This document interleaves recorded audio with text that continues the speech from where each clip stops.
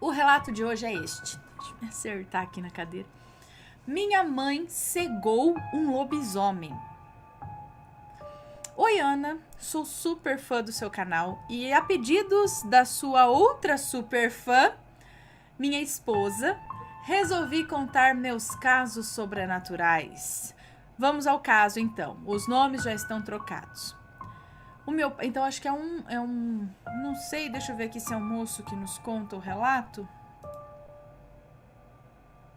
Acho que é um moço que nos conta. Acho que é um moço que nos conta, tá? Essa história. Cadê? Aqui. O meu pai trabalhava para a ferrovia. Ele era mecânico das máquinas que colocavam os trilhos. Ele era mecânico das máquinas que colocavam os trilhos, as pedras e tudo mais que era usado para que o trem pudesse passar. Então vivíamos mudando de casa e de cidade 3 meses em uma, 6 meses em outra e assim íamos. Quando a minha mãe casou com meu pai, ela já tinha 3 filhas e o meu pai tinha um casal de filhos do primeiro casamento. Depois de casados, tiveram a minha irmã e 7 anos depois, eu, que sou caçula, a raspinha do tacho. Era fim de ano escolar, então minha mãe mandou todos os meus irmãos para passar as férias na casa dos meus avós, só ficando eu, que era o caçula, com ela. Tínhamos acabado de nos mudar para uma cidadezinha no interior do Rio Grande do Sul. Íamos morar em uma casa velha de fazenda, perto da linha do trem. Essa casa ia ser demolida porque ela estava muito próximo à linha de trem. Mas como ainda faltava alguns quilômetros para que os trilhos chegassem até essa casa, a empresa deixou para que nós ficássemos até a sua derrubada, pois a casa também servia como uma espécie de depósito para o maquinário pequeno e demais materiais da empresa férrea. A minha mãe era uma senhora italiana, de sangue quente, e encarava o que quer que fosse brava, mas carinhosa do jeito dela. Encarava o que quer que fosse, era brava, mas também era carinhosa do jeito dela. Quem a conhecia sabia que não era uma boa ideia irritá-la.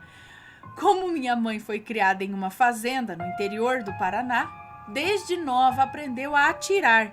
E tinha uma mira maravilhosa, ela nunca errava. Seja um tiro ou chinelo, a mira era certeira. Como meu pai era mandado para literalmente no meio do nada, ela era mandado para o meio do nada, ele comprou 2 espingardas para que pudéssemos nos defender de onça ou outro bicho que se metesse a besta a chegar em casa sem ser convidado, né? A casa era daquelas antigas, com portas enormes de madeira grossa e as janelas também com folhas de tábuas grossas e trancas de madeira. A casa tinha sido limpa e pintada, portas de azul e o resto de branco. A casa era alta com um porão, se assim posso dizer, mas parecia uma despensa que era embaixo com entrada pela parte de trás da casa. E essa era rodeada por uma varanda que dava a volta na casa inteira. Havia uma porta grande de 2 folhas, grossa, com dobradiças enormes e uma tramela e fechadura daquela que a chave é enorme. Era assim, uma sala enorme com 6 metros por aí, com móveis rústicos de madeira e um tapete bem surrado, marrom. E vinha um corredor onde tinha 4 quartos, 2 de cada lado. Ao final do corredor se encontrava um pequeno banheiro e uma cozinha enorme com fogão a lenha. Nessa cozinha tinha 3 janelas, uma perto do fogão a lenha, outra ao lado do banheiro e uma em cima da pia de lavar louça. A porta da cozinha era igual da sala, grande, de madeira grossa, mas continha algumas frestas onde podia se ver fora. Mas não era muito grande, era frestinha, sabe? Acho que por causa do calor do fogão a madeira encolheu. A sala tinha 2 janelas, cada uma de um lado, igual a todos da casa. Todas eram iguais, azul, de madeira e grandes. A varanda possuía algumas cadeiras e bancos onde sentavam meus pais para tomar café e conversar. Um dos quartos era utilizado às vezes pelo engenheiro-chefe de obra, o qual vou chamar aqui de Adão. Um homem grande, de fala grossa, ao qual todos os empregados respeitavam. Como Adão era um grande bonachão, preferia ficar no acampamento junto à bagunça dos peões, utilizando raramente o seu quarto na nossa casa. Essa casa tinha um terreiro grande, com um tanque de lavar roupa e um abacateiro enorme que fazia sombra em quase todo o terreiro. Mais profundo tinha um pasto que era da fazenda vizinha e uma plantação de um capim que conheço como colonhão. É tipo cana, alto, com folhas longas e verde bem escura. Geralmente ele é picado e dado para o gado comer. Esse capim, além de alto, é muito fechado, sendo impossível ver no meio dele. Não dá para enxergar o que tem no meio desse capim. Como a casa pertencia à ferrovia, o pátio da frente virou um estacionamento para máquinas pesadas como tratores, niveladoras, etc. E nos fundos eles colocaram algumas máquinas pequenas, canos de ferro de várias larguras, empilhados numa enorme pilha e presa dos lados por estacas de madeira. Para chegar na casa tinha uma grande escadaria. A casa tinha energia elétrica, então meu pai colocou 2 refletores, um na frente e outro nos fundos da casa, onde iluminava os 2 pátios caso precisassem pegar algo à noite. Eu era pequeno, com 6 anos, não ligava para nada, só brincar. Não sei por que todo o acampamento de ferrovia junta uma considerável quantidade de cachorro vira-lata e acaba acompanhando a todos. Na casa não era diferente, tinha bem uns 10 cachorros vira-latas que apareciam ali. Minha mãe dava comida e pronto, ficava ali junto com a gente. Uma vez fomos numa venda comprar mantimentos e o cara perguntou se não tínhamos medo de morar lá, porque era muito distante e vazio. Minha mãe logo respondeu que não, já que morou em fazenda a vida toda, não tinha medo nenhum. E um senhor velho que estava sentado num banco perto da porta da vendinha falou: "Não sei se a senhora ouviu falar, mas naqueles pastos ali por perto, a peonada andou falando que viram um lobisomem correndo." Minha mãe, que não dava muita bola para boato, já cortou o velho. "Olha, senhor, eu não vi nada não, se eu ver eu aviso, tá?" Se virou, pegou a sacola, pegou minha mão e fomos pro carro onde meu pai aguardava para levar a gente de volta para casa. No caminho, minha mãe comentou com meu pai a história do lobisomem. E meu pai deu risada e falou que era história de fazendeiro. E nem deu bola. À tarde, meu pai chegou e avisou a minha mãe que no outro dia viria o engenheiro mais um pessoal na casa buscar alguns papéis e que Adão viria também para ver algumas máquinas para levar para começar o segundo trecho da ferrovia. Então minha mãe foi fazer bolo e pão para o café da manhã. Meu pai ficou arrumando umas coisas e logo entrou e foi tomar um banho. Na casa tinha um telefone, mas assim era de lua. Às vezes funcionava, às vezes não. Jantamos e minha mãe gostava de ouvir rádio. Meu pai ficou um pouco conversando com a minha mãe e logo foram dormir. Meu pai tinha um sono mega pesado. Era bem difícil acordá-lo, mas nunca perdeu a hora na vida. Não sei como. Ficamos eu e minha mãe na cozinha, ela lavando... o pai foi dormir. Então ficamos eu e minha mãe na cozinha, ela lavando louça e cantando uma música que passava no rádio, enquanto os pães assavam no fogão a lenha. Ai, que delícia. Que era meio demorado, sabe, para assar coisas. Então o jeito era esperar. Não era muito tarde da noite, não, quando os cachorros começaram a latir loucamente e a chorar. Na realidade, não sabíamos bem o que era. Minha mãe, que agora sentada numa cadeira perto do rádio, tricotava uma blusa vermelha, parou na hora. Me olhou e falou: "Eu acho que os cachorros acharam algo para perseguir. Espero que não seja um ouriço." Mas aí, de repente, os cães saíram correndo e começaram a latir mais longe, como se tivessem com muito medo, se afastaram. E logo ouvimos passos pesados correndo em volta da casa, como se um boi estivesse correndo no quintal. E a minha mãe falou: ué, será que o gado do vizinho arrebentou a cerca e veio parar no nosso quintal? E de repente parou de correr e ouvimos passos subindo a escada na frente da casa. Minha mãe colocou as agulhas de tricô dentro de um cesto. Ouvimos passos pesados andando em volta da casa e uns rosnados baixos. Ana, gelei até os ossos e corri para minha mãe, que já estava de pé. Me agarrei em sua perna e em silêncio ouvíamos os passos e o rosnado baixo. Os cães latiam de longe, como se tivessem com medo de se aproximar da casa. Minha mãe e eu vimos pelas frestinhas da janela e da porta uma coisa grande, peluda, preta, andando e meio que farejando o chão. Como se estivesse procurando alguma coisa, como um cachorro, sabe?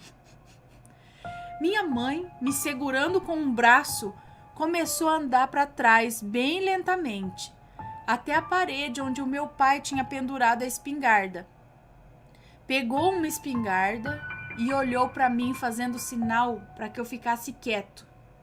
Eu estava morrendo de medo e barulho era a última coisa que eu pensei em fazer. A coisa começou a farejar a porta, que nesse momento não estava com a tramela colocada, apenas com a fechadura trancada. Que não ajudava muito, porque eram 2 folhas que com um empurrão elas abriam, sabe? Que com um empurrão elas abriam. Na janela, em cima da pia, aquele bicho farejou a janela e deu um leve empurrão na janela, que fez um gemidinho, mas não abriu. Nós estávamos em frente à porta da cozinha, eu agarrado na perna da minha mãe, olhando apavorado, e a coisa enorme olhou pelas frestinhas da porta, onde eu e ela vimos enormes olhos amarelos vivos, sabe? Com as bordas vermelhas e um nariz enorme, como de um cachorro. A coisa nos viu e rosnou baixo, bufou e empurrou a porta de leve, como se estivesse testando a porta. Minha mãe, já com a espingarda posicionada, mirou na porta bem na fresta por onde aquele bicho nos olhava, engatilhou a arma, que fez um clique característico da mesma, e o bicho continuou a olhar e rosnou novamente, dessa vez mostrando os dentes. Minha mãe olhou baixo. Minha mãe falou baixo: estou com meu filho. Se você entrar, eu mato você ou você me mata. Tome. O rosnado aumentou, a coisa foi para a janela e empurrou com mais força a janela. Dessa vez minha mãe não pensou 2 vezes, mirou no animal pela fresta da janela por onde o animal nos olhava e pum! Minha mãe acertou, mas bem no olho do animal. O barulho do tiro me deixou meio surdo e deu um gritinho de susto. Ai, meu Deus do céu! O animal urrou e grunhiu, um som que eu nunca vou esquecer. Era uma mistura de urro com grunhido de cachorro, sei lá, o ganido de cachorro. O tiro acordou meu pai, que saiu correndo do quarto só de cueca, perguntando o que aconteceu. Os cães, acho que vendo que o animal se feriu, voltaram aos latidos para cima da casa e o urro do bicho continuou.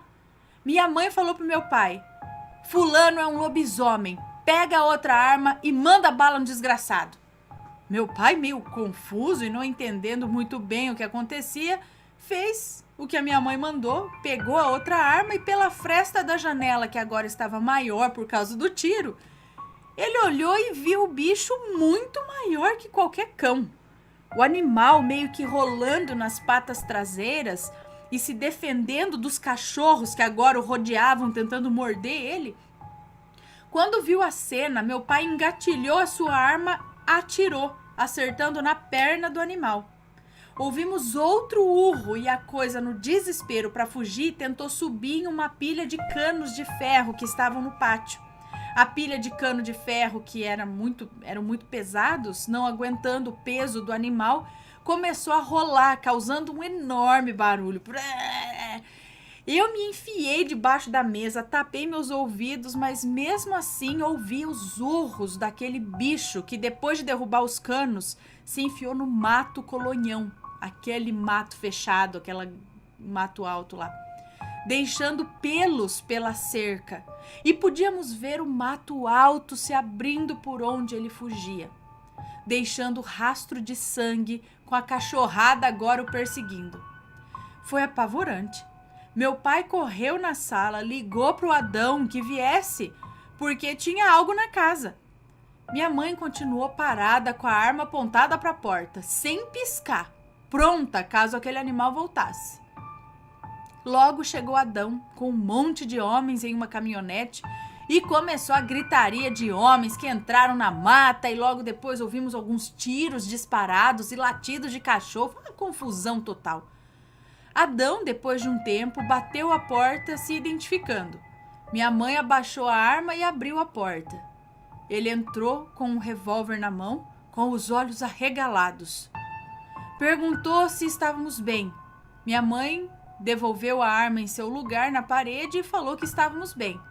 Me pegou debaixo da mesa, me acomodando em seu colo, e meu pai, agora de bermuda, olhava o quintal com os refletores já tudo aceso. Ana, a bagunça era geral, canos espalhados para todo lado, alguns cães estavam machucados com enormes cortes no corpo e um sem uma orelha. O rastro de sangue na varanda era enorme e descia a escada do quintal.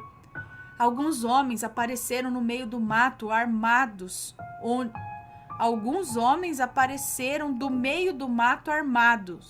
onde o rastro de sangue era visível. Eles falavam que o danado tinha fugido pulando no rio e sumindo na outra margem. Minha mãe apenas me olhava e, me abraçando, disse: a mãe tá aqui, bicho nenhum pega você. Lógico que ninguém dormiu aquela noite. Os homens se amontoaram na sala e na cozinha, no chão mesmo. Eu fui dormir com a minha mãe no quarto. Eu também. Mesmo se eu fosse um daqueles homens, eu ia dormir com a tua mãe embaixo da cama, porque bicho brabo ali era a tua mãe. Eu ia querer estar perto dela. Bom, eu fui dormir com a minha mãe no quarto. Meu pai veio e falou que amanhã sairíamos da casa e que ele acharia outra. Quando amanheceu, pudemos ver melhor a bagunça na varanda. A porta e o piso da varanda, que era de madeira, estavam com enormes marcas de garras. E as colunas que sustentavam a varanda estavam com enormes marcas e sujas, como se um animal muito grande tivesse arranhado tudo. Sabíamos que não poderia ser nenhuma onça ou gato do mato, pois sua pelagem era negra. O animal parecia um pastor alemão, só que era maior que o próprio Adão, que era um homem muito grande. E aquele animal conseguia ficar em duas patas e correr apenas com as patas traseiras, coisa que eu nunca vi um cachorro fazer. Depois de ver as marcas, o sangue e a bagunça que aquela coisa fez no quintal, meu pai arrumou outra casa e assim nos mudamos para uma casa na cidade.